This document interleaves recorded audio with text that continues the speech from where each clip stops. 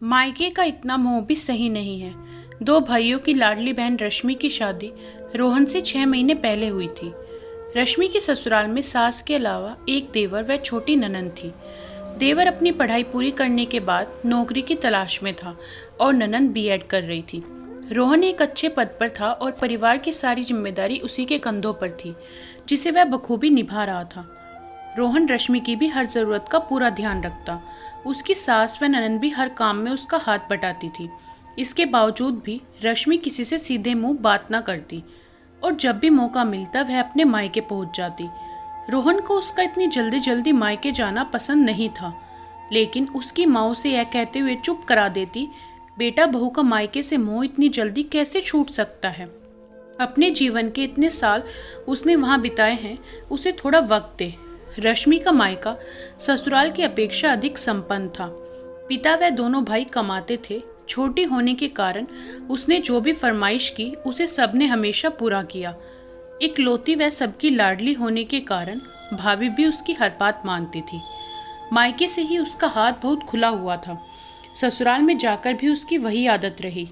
एक दो बार रोहन ने उसे इशारों से समझाना चाहा, लेकिन वह समझकर भी ना समझ बनी रही तो रोहन ने कहा, देखो रश्मि, मैं तुम्हारी हर ज़रूरत पूरी करूँगा, लेकिन इस तरह तुम फिजूल खर्ची करोगी तो घर कैसे चलेगा। उसकी बात समझने की बजाय रश्मि नाराज़ हो उसे सुनाते हुए बोली, तुम्हें अपनी पत्नी के खर्चे फिजूल लगते हैं और जो तुम यूं दूसरों पर लुटाते हो वह क्या है। रश्मि, वह दूसरे नहीं, मेरा परिवार है और मेरी जिम्मेदारी है। तुम्हारे मायके में क्या होता था मुझे नहीं पता, लेकिन यहाँ तुम्हें देखकर खर्चा करना होगा। अभी मुझ पर मेरे भाई बहन की जिम्मेदारी है। उसकी बात सुन रश्मि नाराज हो अपने मायके चली गई। वैसे यह पहली बार नहीं था, इससे पहले भी ऐसी बातों पर रश्मि नाराज हो अपने मायके जा चुकी थी।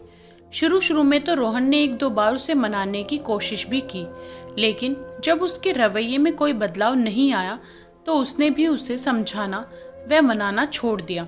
रश्मि के पिता हर बार उसके यूं बात बात पर रूठकर ऐसे चले आने पर नाराज होते थे। वह उसे हमेशा यही कहते हैं, रश्मि, यह सही नहीं कि तू छोटी छोटी बातों पर लड़कर यहाँ आ जाती है। क्या कमी है उसमें?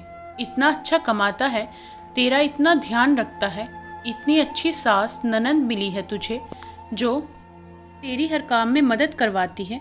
तूने या तेरी माँ ने तो कभी बहुओं के काम में हाथ बटाना तो दूर की बात है, कभी तुमने अपने हाथ से उन्हें एक गिलास पानी भी नहीं दिया। फिर किस मुंह से तू उन लोगों पर इतने इल्ज़ाम लगा रही है? पापा, आपको तो हर बात में मेरी ही कमी नज़र आती है, उन लोगों की नहीं।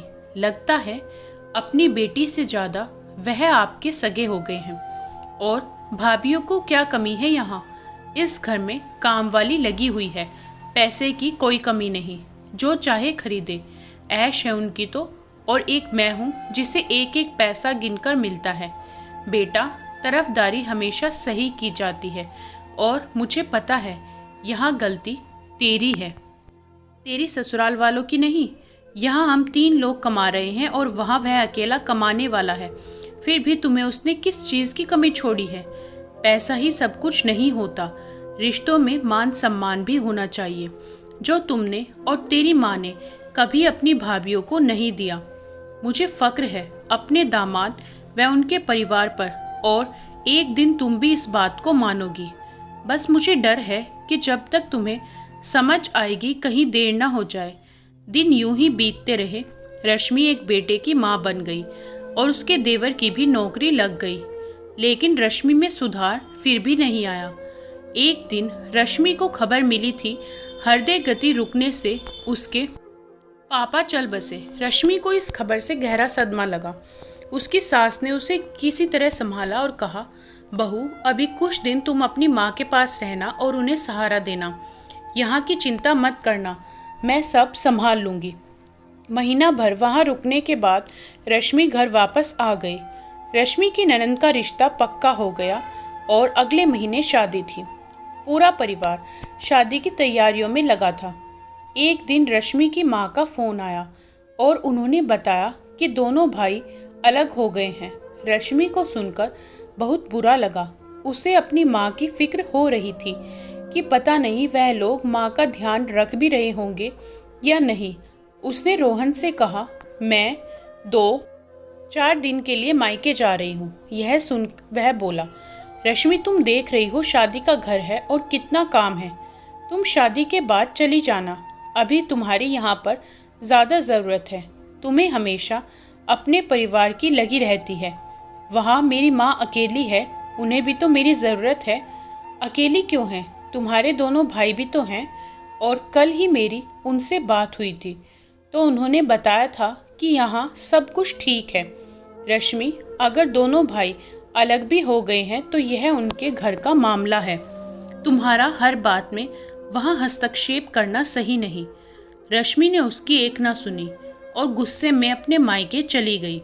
जब वहाँ पहुंची तो देखा उसकी माँ खाना बना रही थी। यह देख उसे बहुत बुरा लगा। उसने माँ से पूछा, भाभी कहाँ हैं? तो उन्होंने बताया कि उसकी तबीयत खराब है, वह आराम कर रही है। ऐसी भी क्या तबीयत खराब कि 2 रोटियां ना बना सके?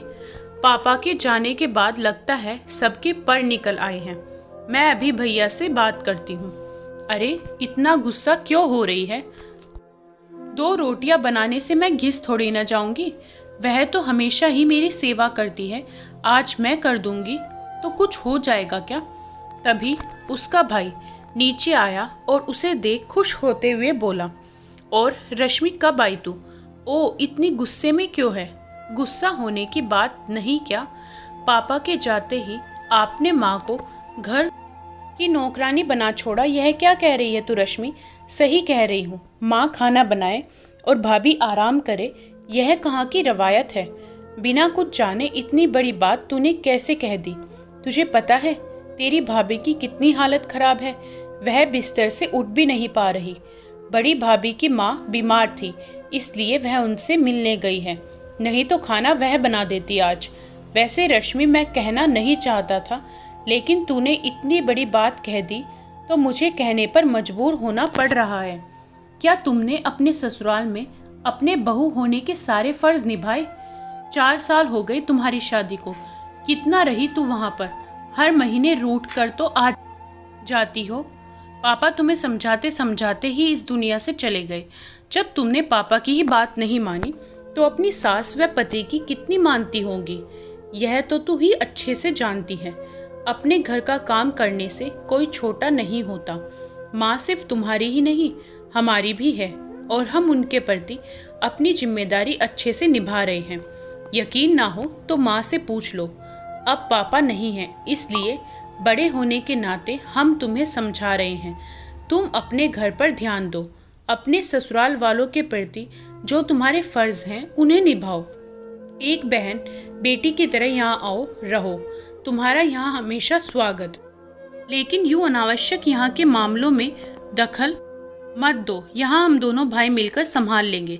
तुम अपने घर परिवार को देखो। रश्मि, इन बातों का बुरा मत मानना। मैं तो बस यही चाहता हूँ कि मेरी बहन का घर परिवार हमेशा सुखी रहे और हमारे रिश्ते में भी हमेशा यूं ही मिठास बनी रहे। हाँ बेटा, तेरा भाई सही कह रहा है। अब ये दोनों ही तेरे पिता की जगह है। मेरी चिंता मत कर, मेरी देखभाल के लिए ये सब हैं। बस तू अपने घर गृहस्थी पर ध्यान दे। तेरी ननद की शादी है, वहाँ जाकर काम संभाल। इसी में तुम्हारी बड़ाई व मान सम्मान है। शाम को आर अपने ससुराल वापस लौट गई। उसे देखकर रोहन को सुखद आश्चर्य हुआ। रश्मि ने अपनी ननद की शादी में बढ़ चढ़कर काम किया। साथ ही उसने अब बात बात पर रूठने की आदत छोड़ अपनी गृहस्थी पर भी ध्यान देना शुरू कर दिया था। दोस्तों, कैसी लगी आपको ये कहानी? हमें कमेंट करके बताएं। वीडियो को लाइक करें, शेयर करें और चैनल पर नए हो तो सब्सक्राइब करना ना भूलें।